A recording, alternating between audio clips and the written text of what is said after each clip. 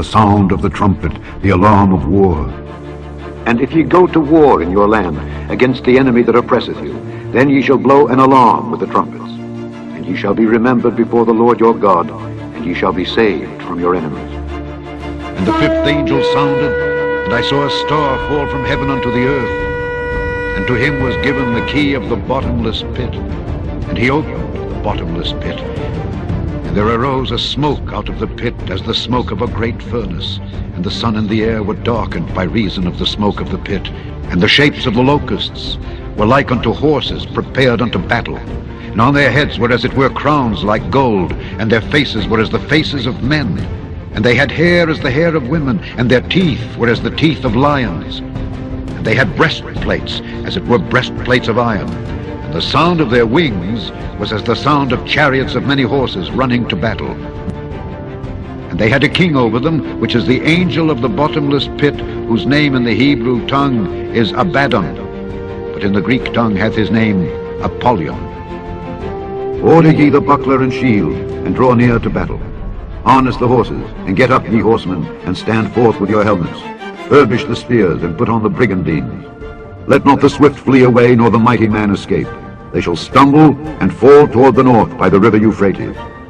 One woe is past, and behold, there come two woes more hereafter. Egypt riseth up like a flood, and his waters are moved like the rivers. And he saith, I will go up and will cover the earth. I will destroy the city and the inhabitants thereof. Come up, ye horses, and rage, ye chariots, and let the mighty men come forth.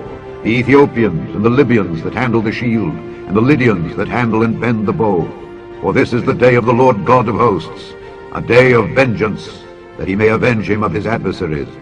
And the sword shall devour, and it shall be satiate and made drunk with their blood. For the Lord God of hosts hath a sacrifice in the north country by the river Euphrates. Go up into Gilead and take balm, O virgin, the daughter of Egypt. In vain shalt thou use many medicines, for thou shalt not be cured. The nations have heard of thy shame, and thy cry hath filled the land. For the mighty man hath stumbled against the mighty, and they are fallen both together.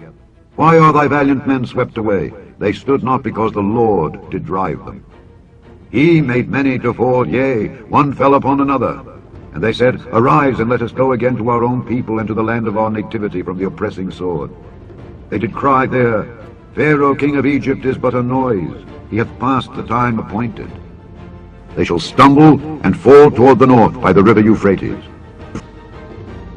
And the sixth angel sounded, and I heard a voice from the four horns of the golden altar which is before God, saying to the sixth angel which had the trumpet, Loose the four angels which are bound in the great river Euphrates.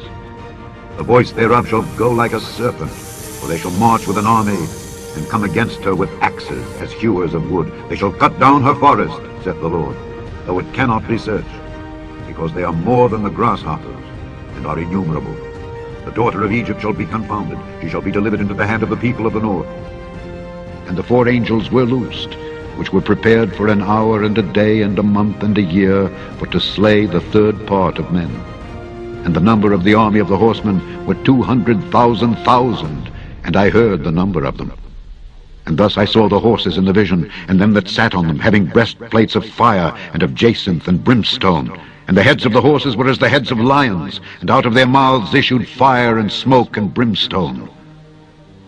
By these three was the third part of men killed, by the fire, and by the smoke, and by the brimstone which issued out of their mouths. For their power is in their mouths, and in their tails. For their tails were like unto serpents, and had heads, and with them they do hurt. Fear thou not, O Jacob my servant, saith the Lord, for I am with thee.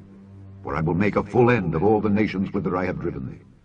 But I will not make a full end of thee, but correct thee in measure. Yet will I not leave thee wholly unpunished.